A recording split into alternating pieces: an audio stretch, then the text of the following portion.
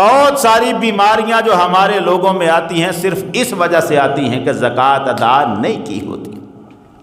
جب ہم نے زکوٰۃ ادا نہیں نہ کی ہوتی تو مال، اس کے اندر جو ناپاکی رہتی ہے وہ ناپاکی جسم پر اثر کرتی ہے۔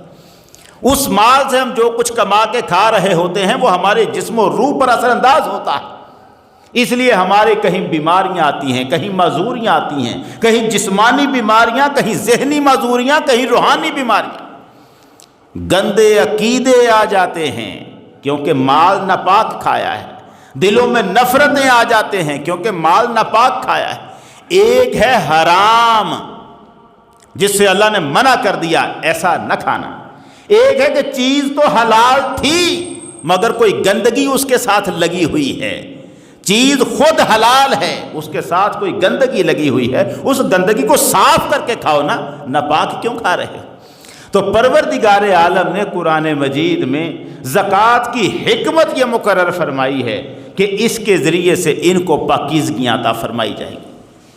یہی پروردگار عالم نے پھر فرمایا سورہ لیل میں، سَيُجَنَّبُهَا الْأَتْقَى الَّذِي يُؤْتِي مَالَهُ يَتَزَكَّىٰ، وہ پرہیزگار انسان دوزخ سے بچا لیا جائے گا جو اپنا مال اس لیے دیتا ہے کہ اسے پاکیزگی حاصل ہو۔ مال دے رہا ہے پاکیزگی کو حاصل کرنے کے لیے۔ یہ مال دینا راہ خدا میں جس کا نام زکوٰۃ رکھا ہے، یہ صرف یہ نہیں ہے کہ ہمیں مجبور کر دیا کہ جو کماؤ تو اس میں سے دے دو، اس میں ہمارے دل کی پاکیزگی رکھی ہوئی ہے۔ دل کی پاکیزگی، مال کی بھی پاکیزگی، دل کی بھی پاکیزگی۔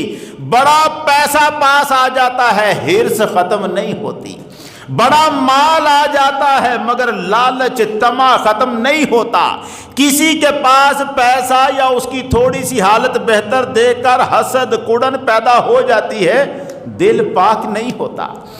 بڑی ساری بیماریاں صرف اس لیے ہوتی ہیں کہ ہم جو مال کھا رہے ہوتے ہیں حلال تو ہوتا ہے، پاک نہیں ہوا ہوتا۔ کمایا حلال ہے، حلال طریقے سے کمایا۔ زکوٰۃ ہمارے دل کو، صرف مال ہی کو نہیں، دل کو بھی پاک کرنے کا ذریعہ ہے۔ دل پاکیزہ نہیں ہوتے نا، ساری مصیبتیں اس سے جنم لیتی ہیں۔ بڑی ساری مصیبتیں، لاکھ کوششیں کر لی ہم نے، قرآن پڑھ لیا، پڑھا لیا، نمازیں پڑھ لی، پڑھا لی، مگر کیا ہمارا دل دوسرے سے جلنا بند ہو گیا؟ ہمارے دل میں حسد، تکبر، غرور، کرودھ، نفرت مٹ گئی؟ نہیں ایسا ہوا۔ باوجود ساری کوششوں کے دل دوسرے سے کڑتا ہی رہا، دل کے اندر بغض پیدا ہوتا ہی رہا۔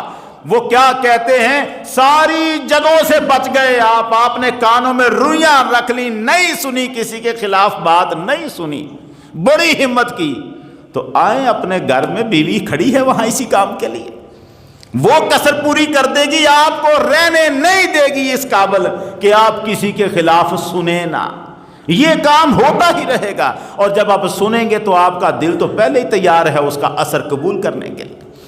بھائیوں کے رشتے بھائیوں سے ٹوٹ گئے، خاندان اجڑ گئے، ویران ہو گئے، کیوں؟ دل پاک نہیں ہے۔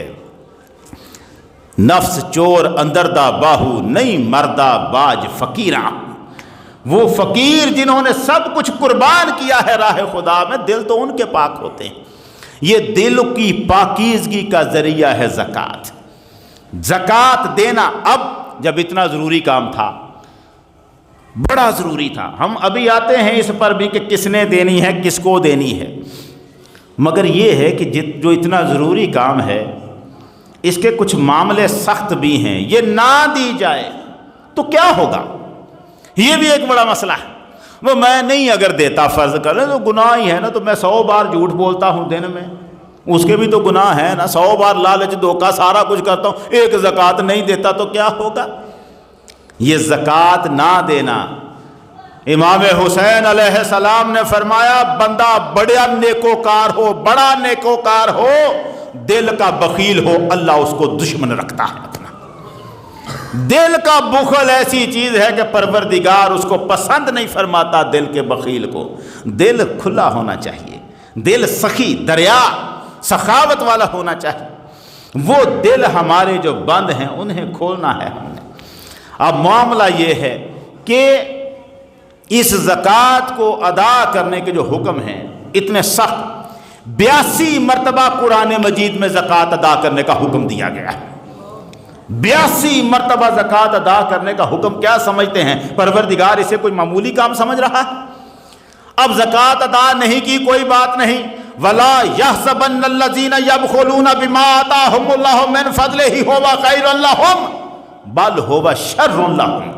پروردگار فرماتا ہے جو لوگ بخیلیاں کرتے ہیں، بخیل بنتے ہیں، ہم نے جو مال ان کو اپنے فضل سے عطا کیا ہے اسے راہ خدا میں خرچ کرنے سے بخیلی کرتے ہیں، مت سمجھے کہ یہ مال ان کے لیے خیر ہے، مت سمجھے کہ یہ مال ان کے لیے اچھا ہے، بل ہوا شر لہم، یہ مال ان کو برباد کر کے رکھ دے گا، برا ہے ان کے لیے مال۔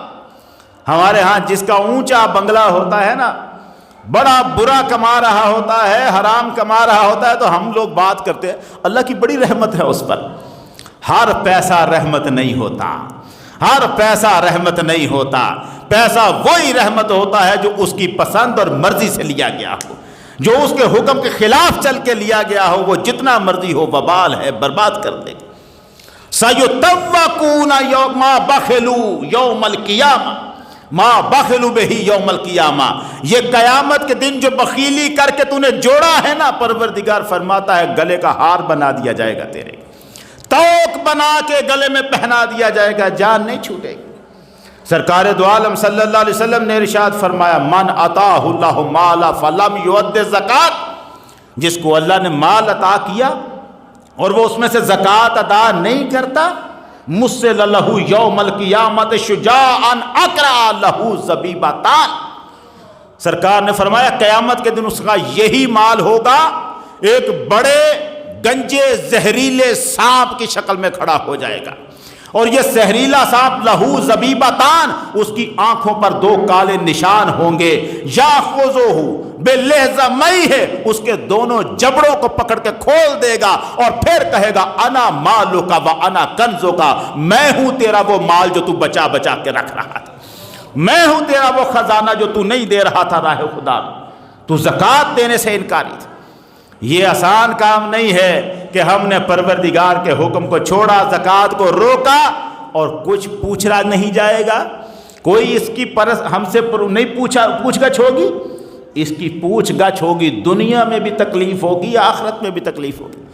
بیماریاں گر کر گئی ہمارے گھروں میں، ڈیرے لگ گئے، پریشانیوں کے ڈیرے لگے، ہر بندہ خوش نہیں ہے، ہر بندہ پریشان، ہر بندہ پریشان، جب پوچھو کوئی ورد بتاؤ، کوئی وظیفہ بتاؤ، پریشان۔